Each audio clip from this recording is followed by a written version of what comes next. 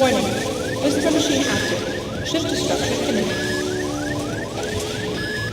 This game is called Escape from Whisper, and it's one of the more generic games you'll see from Coda.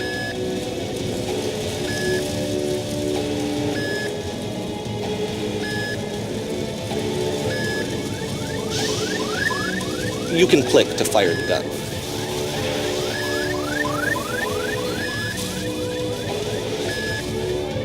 Security code breached. Hostile alien life form inbound. It kinda looks like this game was abandoned mid-development.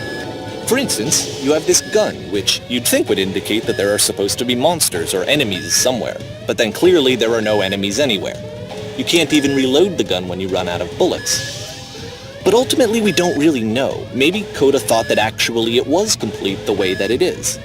And I think that we should talk about his games for what they are, rather than for what they're not. Enemy force neutralized. Begin shield activation.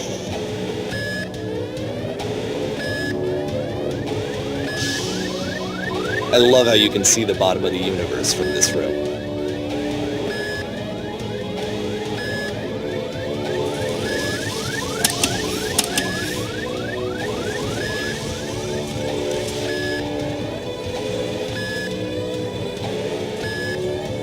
Apparently the space station has a labyrinth on it. Sure, I don't know. There's really no reason for it that I've ever been able to discern, so in the interest of time, I'm just gonna skip you on past it.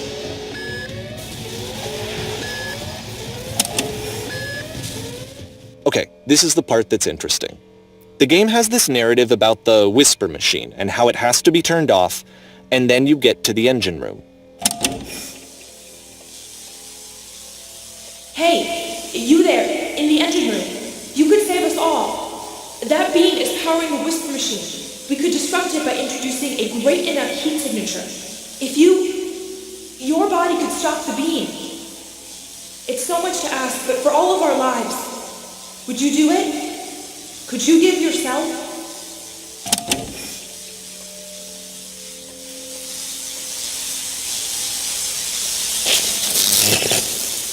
Let me pause here for a second. What you just experienced, stepping into the beam and then dying, is probably what Coda had initially intended when he was developing this level. But when he first compiles and plays it, something goes wrong. There's a bug somewhere. And this is what happens instead.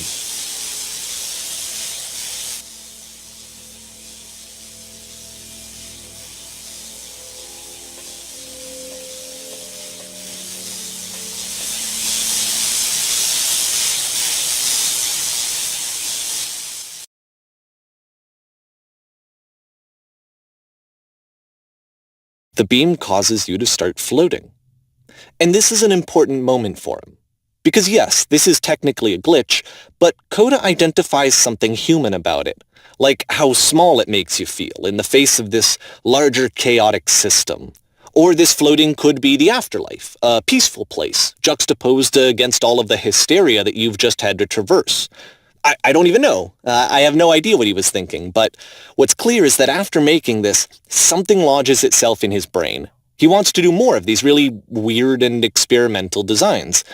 So he stops work on this and moves on to a stream of tiny little games that go in all sorts of directions. Let's go ahead and take a look at the first game he made after leaving this one behind.